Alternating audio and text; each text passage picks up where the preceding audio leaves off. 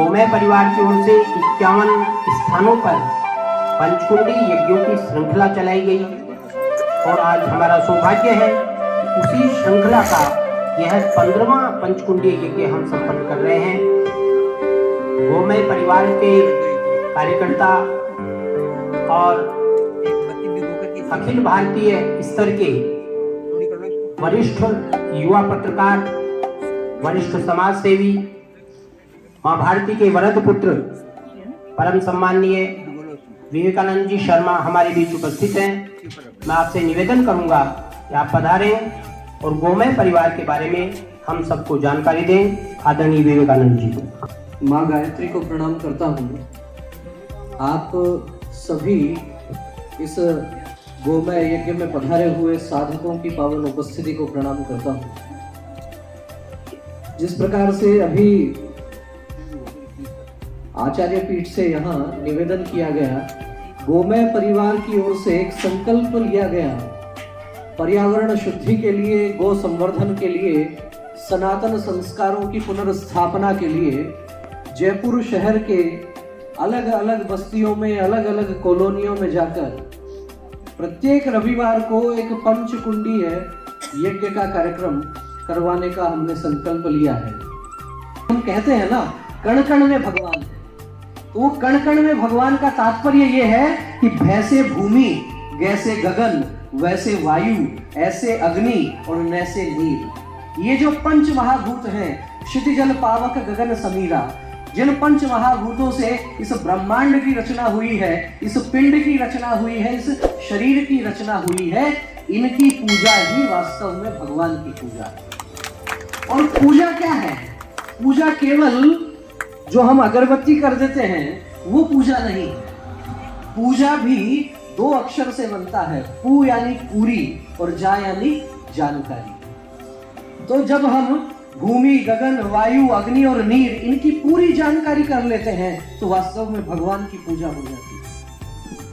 और उसी भगवान की पूजा इस प्रकार से करने के लिए गोमय परिवार ने यह संकल्प किया कि हमारे माध्यम से पर्यावरण संरक्षण के लिए, गो संवर्धन के लिए जो कुछ बन पड़ेगा हम करेंगे। और उसमें से एक विचार पुष्पित हुआ, पल्लवित हुआ, और वो पल्लवित होते होते आज यह गोमय परिवार की ओर से 15वां कार्यक्रम है। कुछ कार्यक्रमों में कम लोग आते हैं, कुछ में ज्यादा आते हैं, लेकिन हमने छोड़ रखा है पूज्य गुरुदेव के समक्ष, ये काम आपका है, अच्छा होगा तो आपका है, कुछ कमी रही तो आपकी।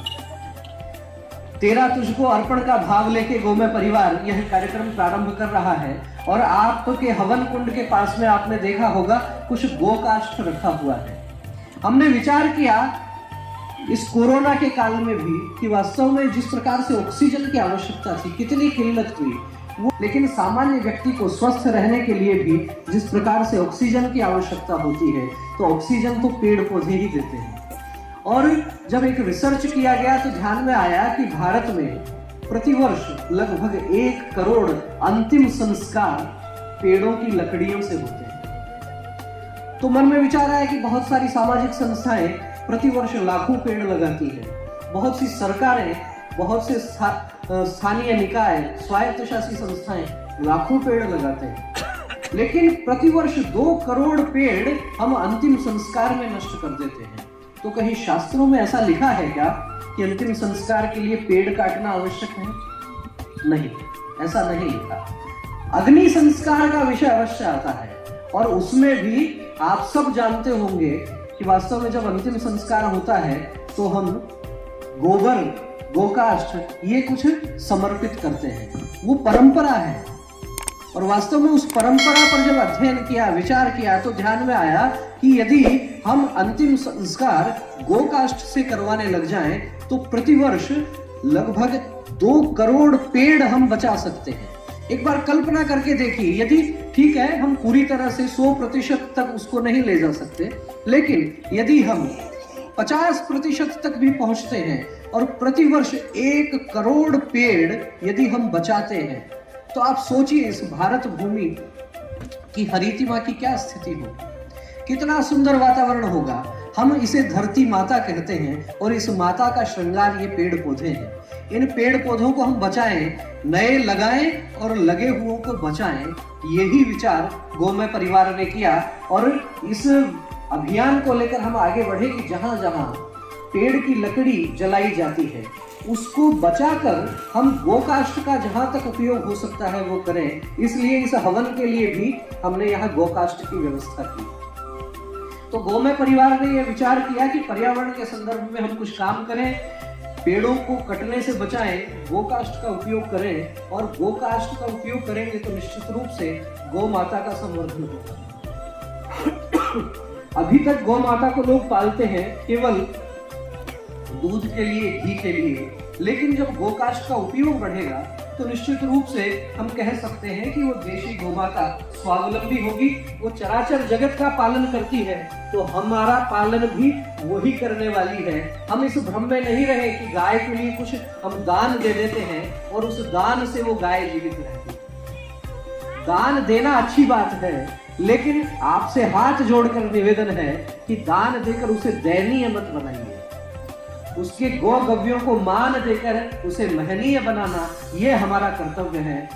हम यदि अपने नित्य जीवन में कोई भी गौ माता से संबंधित एक भी गव्य का यदि हम अनुपालन प्रारंभ कर देंगे तो निश्चित रूप से स्थितियां बदलेंगी। यह विचार प्रारंभ किया कि हम जनता के बीच जाएंगे और जिस प्रकार से आप बड़ी संख्या में आप यहाँ पधारे हैं, हवन हम करेंगे, गोकाष्ठ से करेंगे। हमारे आसपास में कोई देसी गौ माता हो, उसका दूध हम घर में ला सकते हैं। 10 रुपए किलो महंगा आ जाएगा, कोई दिक्कत नहीं। देसी गौ माता का घृत, घी जो है वो तो अनेक प्रकार की बीमारियों का उपचार करने में काम आता है। कम मिलेगा, कोई दिक्कत नहीं, लेकिन काम में वही लेंगे। देसी गौ माता का गोबर, उससे बनी हुई धूप बत्तियां आती हैं, अनेक गौशालाएं बनाती हैं। हम उनका उपयोग करके और गौ माता के संवर्धन के लिए, संरक्षण के लिए काम कर सकते हैं। जहां लकड़ी जलाई जाती है वहां हम प्रयास करके गोकाष्ठ बनाते हैं। ये गोकाष्ठ तो मशीन से बनी हुई है, लेकिन हमारे में से बहुत से लोगों की पृष्ठभूमि गांव की होगी, वहां हम लोग उपले, कंडे, छाणे जिनको बोलते हैं वो बनाते हैं, उनका उपयोग हो सकता है। वैज्ञानिकों ने शोध किया है, रिसर्च किया है, देसी गौमाता के गोबर पर यदि बहुत थोड़ा सा शुद्ध घी यदि आप डाल के और एक प्रकार से वो हवन हो जाता है, वो करते हैं, पूरे घर में एक सकारात्मक वातावरण बनता है, ऑक्सीजन की प्रचुरता होती है। तो हम हमारे जीवन में किसी भी प्रकार से गोगव्य का उपयोग करें, पेड़ पौधों का हम संरक्षण करें। केवल इतना ही कहना चाहता हूं कि हम केवल सरकारों के भरोसे नहीं रहे, क्योंकि केवल सत्ता से मत करना परिवर्तन की आस। और जागृत जनता की केंद्रों से होगा अमर समाज। समाज को अमर बनाना है, जनता को जगाना पड़ेगा, समाज को जगाना पड़ेगा। हम सबको अपनी अपनी भूमिकाओं का निर्वहन करना पड़ेगा, क्योंकि गंगा की रवानी बदलेगी, सतलज का जमाना बदलेगा। तो खुद तो बदले बंदे, ये जमाना अपने आप बदलेगा। हम सुधरेंगे तो युग सुधरेगा। और इसी बात के साथ आप सबसे पुनः यही निवेदन, वो गव्यों का अधिकाधिक उपयोग करें। बहुत बहुत धन्यवाद। जय भारत, जय श्री राम।